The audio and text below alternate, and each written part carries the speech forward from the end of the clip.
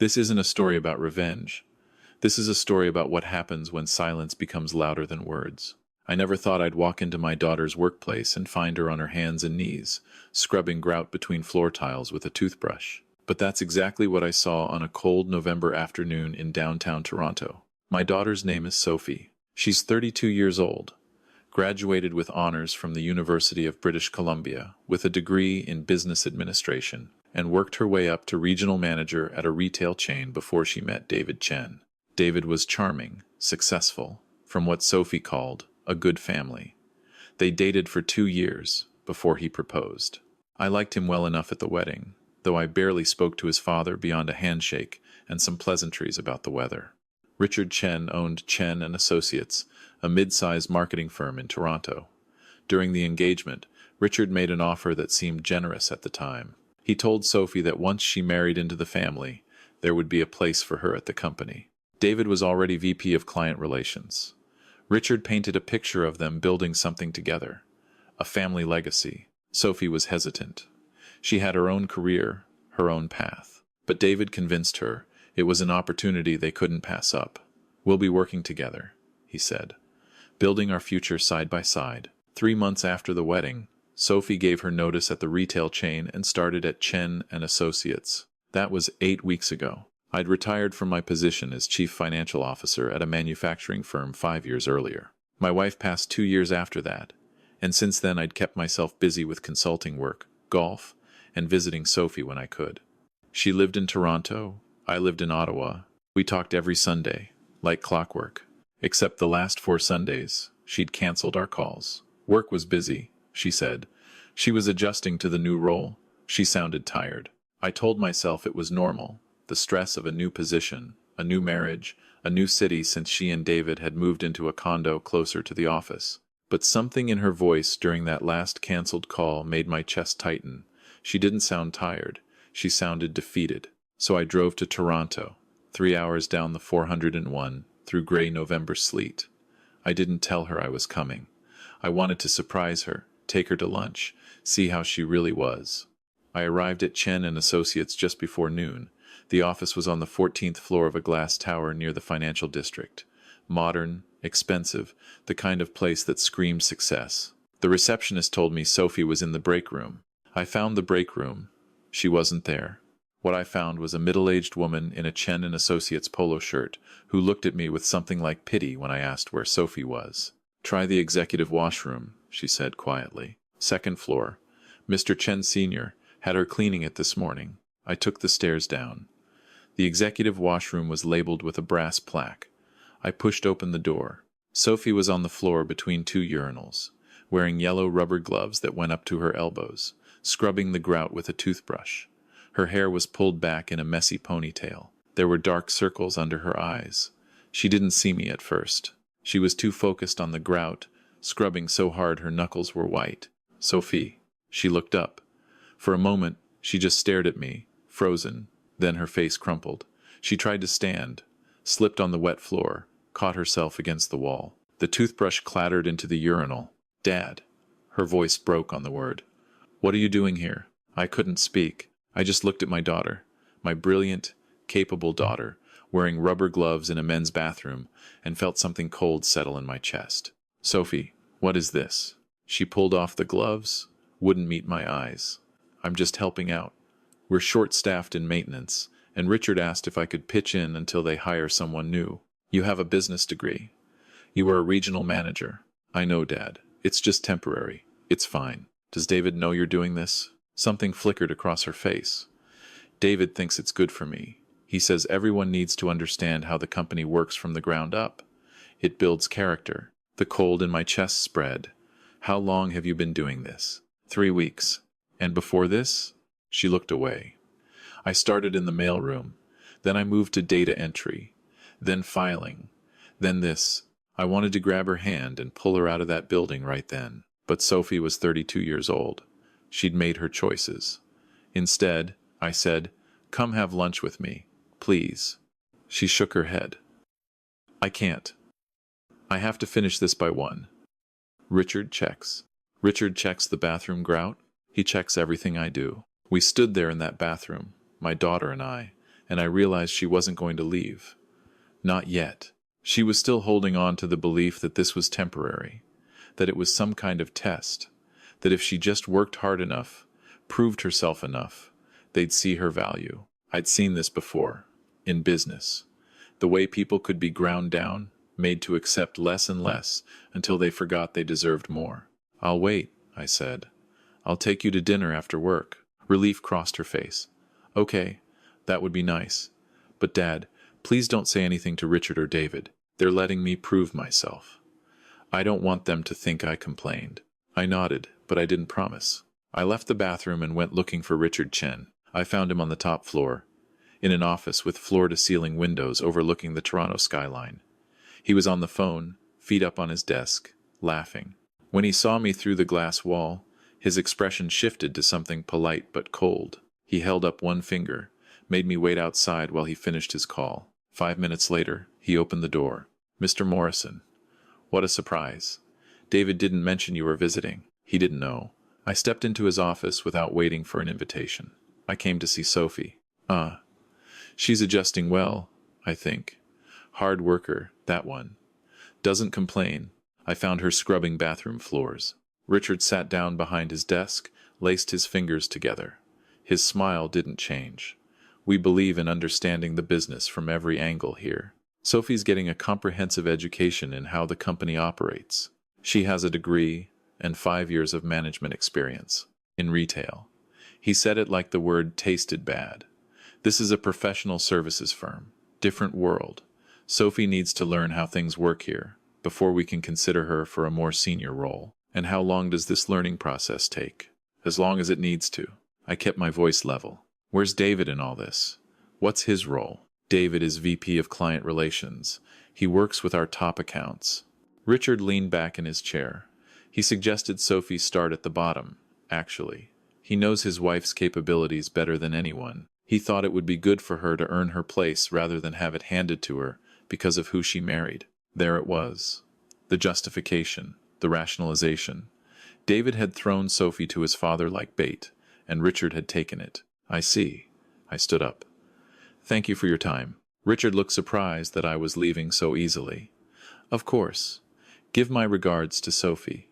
Tell her she's doing excellent work. Really excellent." I walked out of that office, took the elevator down, and sat in my car in the parking garage for 20 minutes.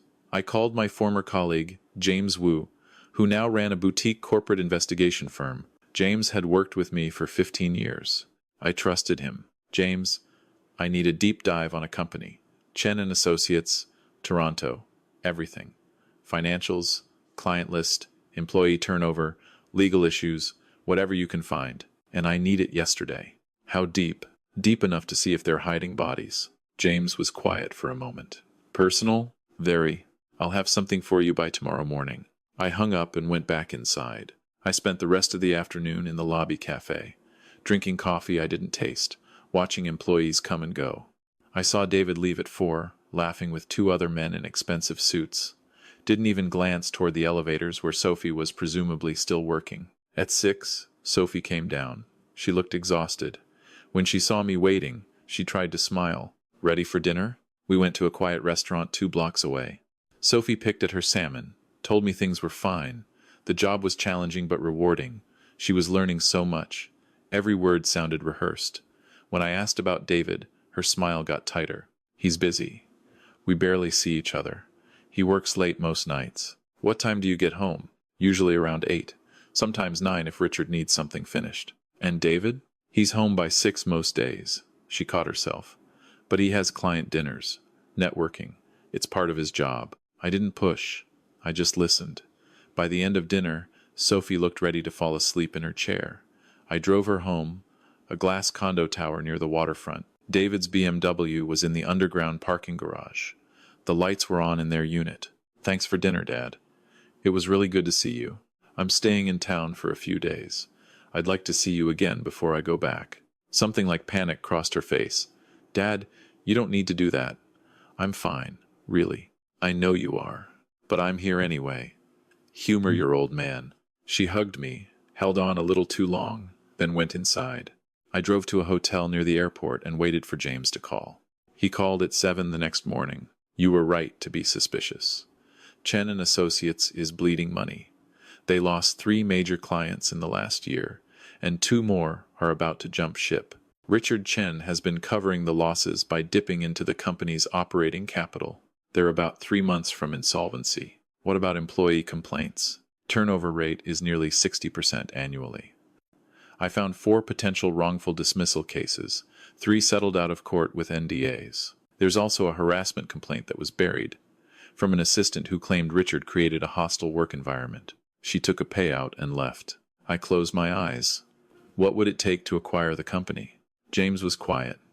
You're serious. What would it take? Chen owns 80%. His son David owns 15%. The remaining 5% is split between 2 other partners. If you could get the partners on board and convince them to sell, you could force Richard's hand. But you'd need leverage. He's not going to sell just because you ask nicely. How much? The company's officially valued at around $8 million on paper. But given the financial situation, you could probably negotiate down to 5 or 6. The partners would sell for the right price. They're not stupid. They can see the ship sinking. Get me a meeting with the partners. Quietly. Don't mention my name yet. What are you planning? I'm planning to buy my daughter's dignity back. I spent the next day doing my own research. I called in favors from my network, people who knew people who did business with Chen and Associates. The picture that emerged was ugly. Richard ran the company like a fiefdom. He played favorites, pitted employees against each other, took credit for their work. Several former employees told me the same story. Richard would bring in new hires with promises of growth and opportunity, then systematically break them down until they quit or accepted whatever role he assigned them. David was his father's son. He'd learned the same tactics. Charming on the surface, calculating underneath. My daughter had walked into a trap. On the 3rd day, I met with the 2 minority partners at a breakfast meeting. They were both in their 50s, sharp, tired. They confirmed everything James had told me and more. We've been trying to get out for 2 years, one of them said. But Richard won't buy us out at a fair price, and he's blocked every outside offer. He thinks he can turn it around. He can't, I said. You know it. I know it. The question is whether you want to go down with him or get out while you still can. What are you offering? I'll buy your combined 20% for $1.5 million. Cash. Clean exit. They looked at each other. And then what? You'll still only have 20%. Richard controls the company. Let me worry about Richard. They took the deal. We had contracts drawn up that afternoon. By the end of the week, I owned 20% of Chen and Associates. Then I went to see Richard again. He was surprised to see me back. Less friendly this time. Mr. Morrison, what brings you back to Toronto? I sat down without being invited. I own 20% of your company, as of yesterday. I bought out your partners. His face went white, then red. What the hell are you talking about? I'm talking about the fact that Chen and Associates is 3 months from bankruptcy. I'm talking about the fact that you've been running this company into the ground while treating employees like indentured servants. I'm talking about my daughter scrubbing toilets for your amusement. Richard stood up. You can't just buy into my company. I already did. Your partners were very eager to sell. They're not as loyal as you thought. This is insane. You have no right. I have every right. And now we're going to have a conversation about what happens next. I leaned forward. Here's what's going to happen. You're going to transfer another 35% of your shares to me at fair market value, which, given the state of your finances, is about $2 million. That will give me controlling interest at 55%. I'll never agree to that. Then I'll go to your remaining clients and tell them exactly what I've learned about your financial situation. I'll tell them about the pending lawsuits. I'll tell them you've been misrepresenting your capabilities and your billings, and I'll watch them leave. And then I'll force a bankruptcy proceeding, sell off the assets, and you'll walk away with nothing. Richard's hands were shaking. This is blackmail. This is business. You taught my daughter that actions have consequences. Consider this your education. We sat in silence. I could see him calculating, trying to find an angle, a way out. There wasn't one. $2.5 million, he finally said. 35% for $2.5 million. $2 million. Take it or watch everything you built disappear. He took it. We had the contracts ready within the week. I brought in my own lawyers, accountants, made sure everything was airtight. Richard signed the papers with a pen that shook in his hand. I now owned 55% of Chen and Associates. I didn't tell Sophie. Not yet. The next Monday, I came to the office for what I told Richard was an orientation meeting. I wanted to understand the business better, I said.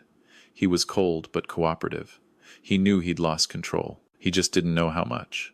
At 10 o'clock, Sophie came into the executive break room, carrying a tray of coffee. She was wearing a white button-down shirt and black pants. No rubber gloves this time, but her hands were shaking slightly as she set down the tray. Richard smiled. "Thank you, Sophie. That'll be all." She glanced at me, confusion in her eyes. I hadn't told her I was coming. She probably thought I'd gone back to Ottawa. "Actually," I said, "Sophie should stay for this." Richard frowned. "She's not part of the executive team. That's about to change." I turned to Sophie. "Sit down, please." She looked between us, uncertain, but she sat. I slid a folder across the table to Richard. "This is your new organizational chart. You'll see some changes." He opened it, scanned the first page, looked up at me with fury in his eyes. "You can't do this." "I can. I control the company now. 55% ownership as of last Friday. These changes are effective immediately." Sophie was staring at me. "Dad, what's going on?" I kept my eyes on Richard. "As of today, you're no longer CEO. You'll stay on as a senior consultant, advisory role only.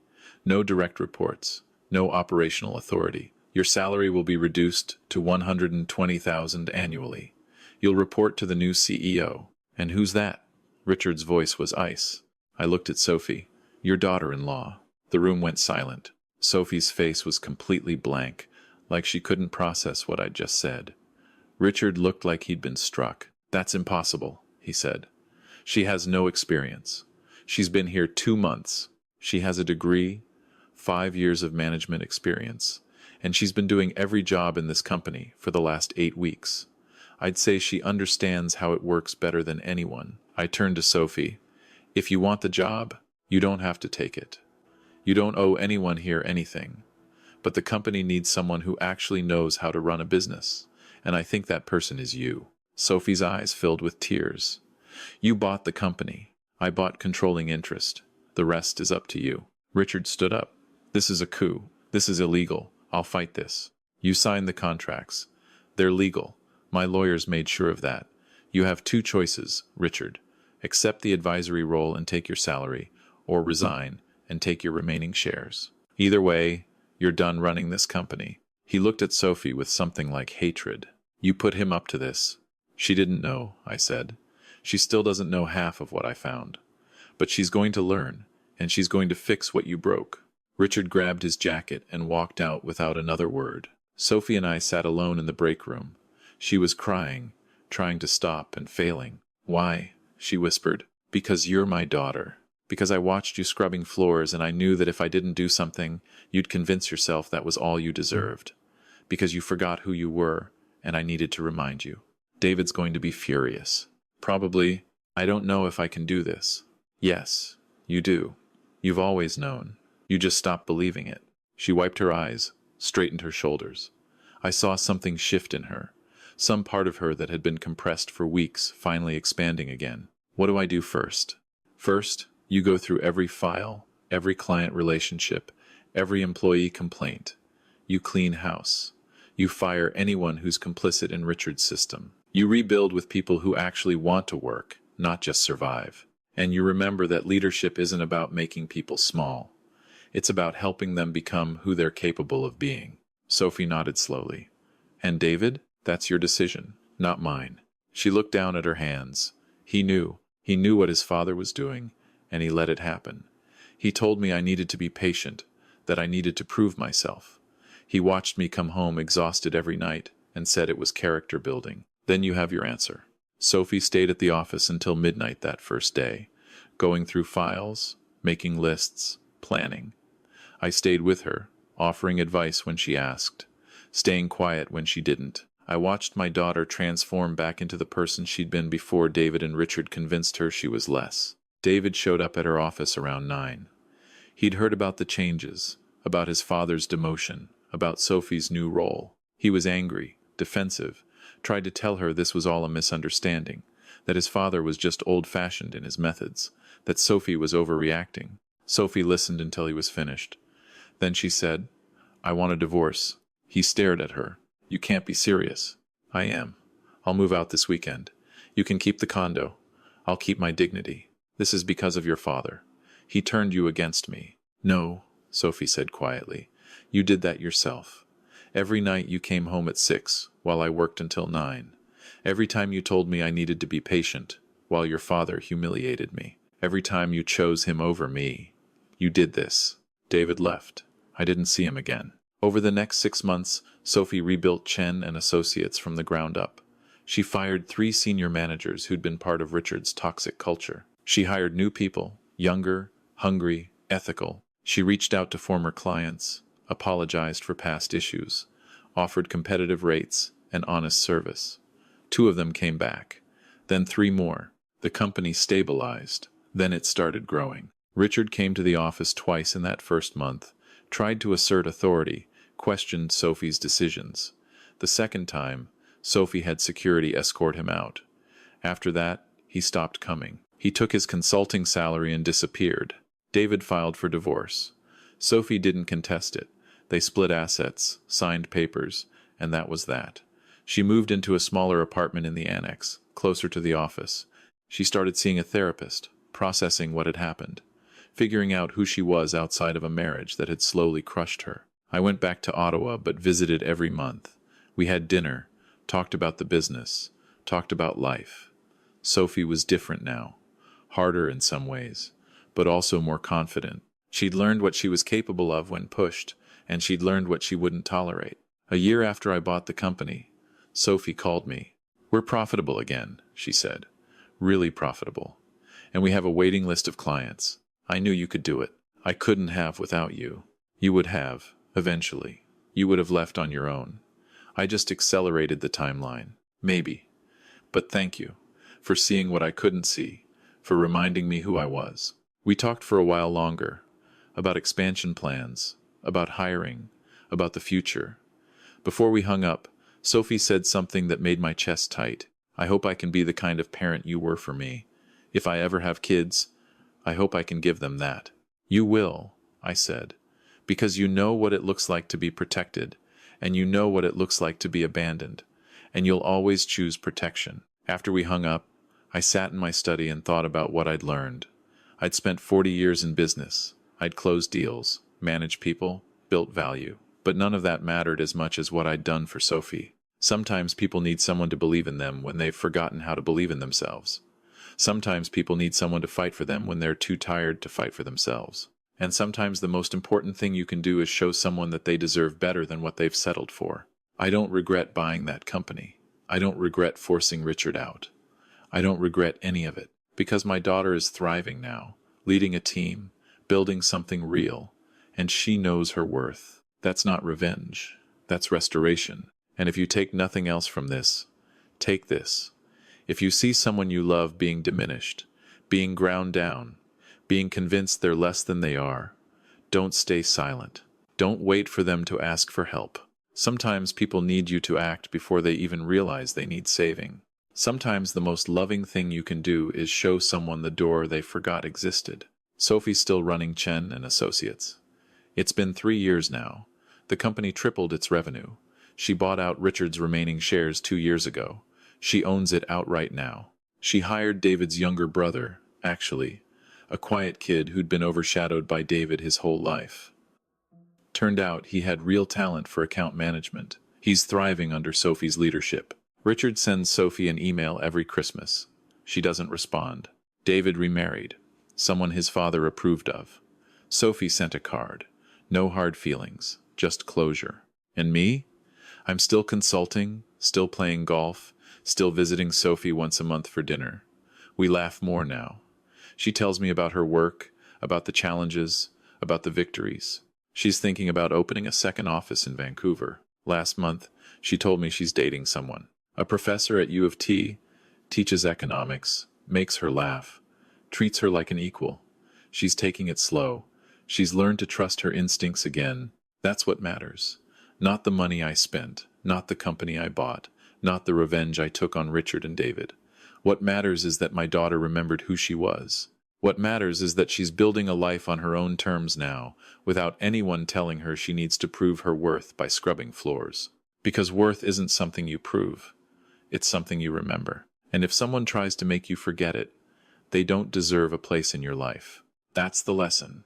That's what I hope you take from this. Don't let anyone convince you that you're less than you are. Don't let anyone make you small so they can feel big. And if you see someone you love in that situation, don't wait. Act. Dignity isn't negotiable. Self-worth isn't up for debate. And sometimes the greatest gift you can give someone is showing them they deserve better. That's what I did for Sophie. And I'd do it again in a heartbeat.